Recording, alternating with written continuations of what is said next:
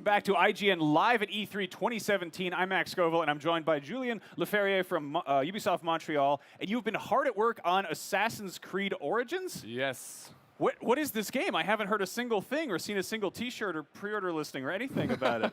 So we started off 3.5 years ago, right after Black Flag, and we knew we wanted to do ancient Egypt, but not only Alexandria or Memphis, we wanted to do the whole country this time, right? So with all the biomes, with all the vegetations, the desert, and we have a new character to support that beautiful world. He's called Bayek. He's the last Magi, so basically he's the protector of the old traditions of Egypt, because in our time period, there's a strong Greek and Roman influence, and basically we're at the pivotal point of history. Now, on the live show, you compared him to a sheriff, and this is, of course, about assassins. How does that work out? Because he sort of seems like a ranger more than going around. He's actually the last Magi, so he's the protector of the old tradition. He's a local sheriff, but he's also an assassin, right? Okay. And through Bayek, what's cool in this game is that you'll get to witness the origin story of the Brotherhood. This is fascinating. This is also really cool. Is this the earliest? I mean, obviously it's the origin of the Brotherhood. This is the earliest Assassin's Creed game, period. There's the fight between Assassins and Templars have been going on for a long time, but this is actually the first time we're going so far back in history.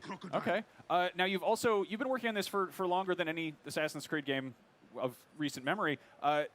Aside from the obviously gorgeous visuals we're looking at, what's been your chief focus in spending more time on it? So when we started off more than 3 years ago, our goal with this game was to give as much freedom as we could to the players. So the first thing we did is that we revamped the narrative system. We have a much more open narrative system backed by quests. We also have a new progression system with RPG elements to really customize your assassin the way you like to play the game. So if you're more of a stealth-oriented player or a combat-oriented player, you can level up and pick abilities to suit your playstyle.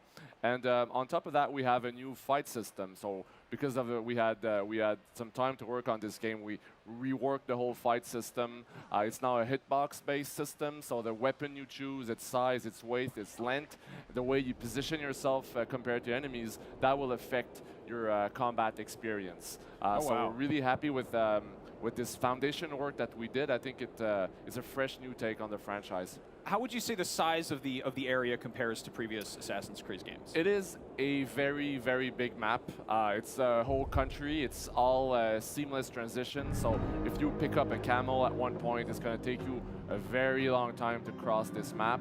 And there's it's very varied landscape. So it's a very big map. I don't want to get into numbers, but I think it's players will have hours and hours of fun in this world. Yeah, so people think Egypt, they think desert and pyramids, but obviously it's the Nile River Delta, so there's tons of lush vegetation. You've got boats in here, right?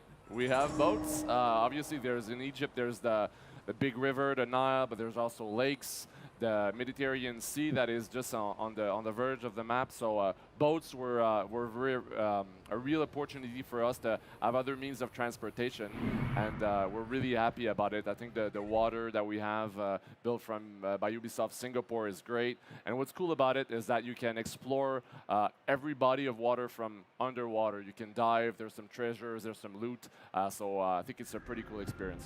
Now we've got is this a falcon? It's Senu.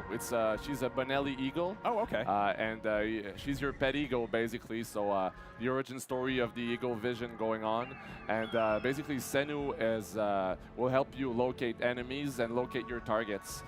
And what's cool about having the eagle in the game is because of this big world that we crafted that is so beautiful, it gives a fresh new perspective, this top-down view.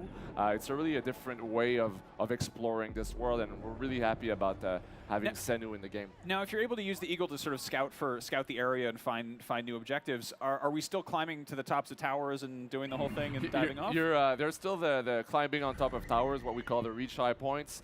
They're such a staple of the franchise, but this time around, every tower that you climb will improve your synchronization abilities with Senu. She'll be better at locating the targets for you. Now, this this boat area here, is this just a bunch of bad guys hanging out, or is this sort of an outpost type scenario? This is actually a floating military camp, if you want. So it's a boat run by the military, and it's heavily protected. And there's many ways to approach this boat. You know, you could just charge in, decide to fight, unleash your Kopesh, and just start the fight with the guards. You could go for a more stealthy approach. You know, like trying to climb around, using the mast to get a vantage point, and take your bow and do some headshots to do some heavy damage on the guard. So it's really like a 360 approach. You can tackle this challenge the way you want, and there's many others opportunities like that in the game. Okay.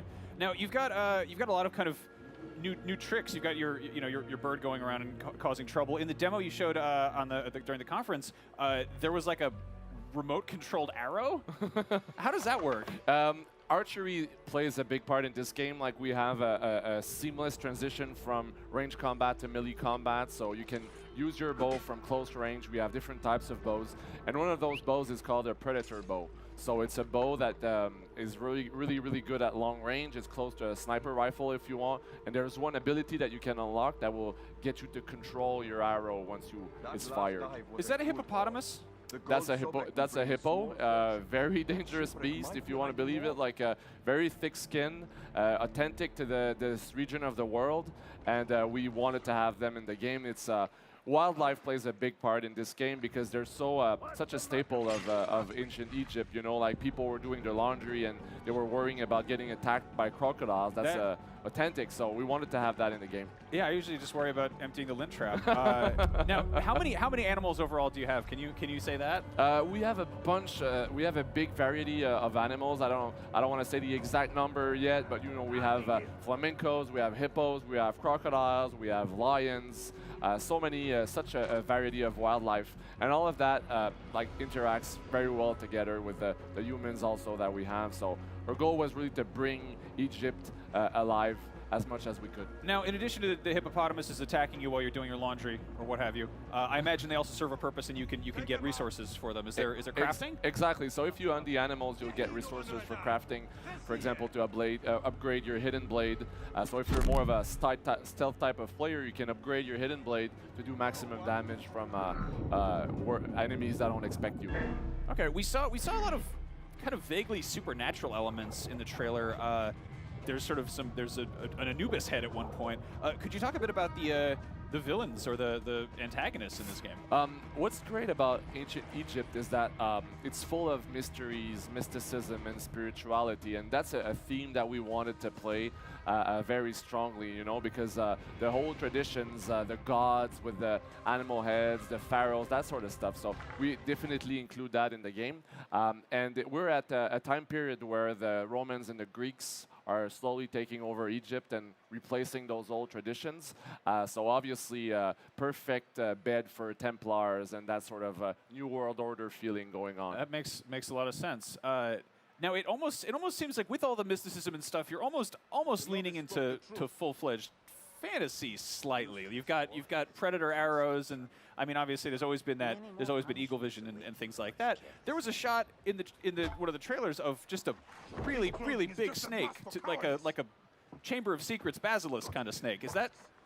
We're still Assassin's Creed, right? So we're still very much grounded in history, but having this great ancient civilization with secret rituals and that sort of stuff helped us kind of blur the line a little bit and have some like dream sequences or that sort of spirituality moments, if you want. All right.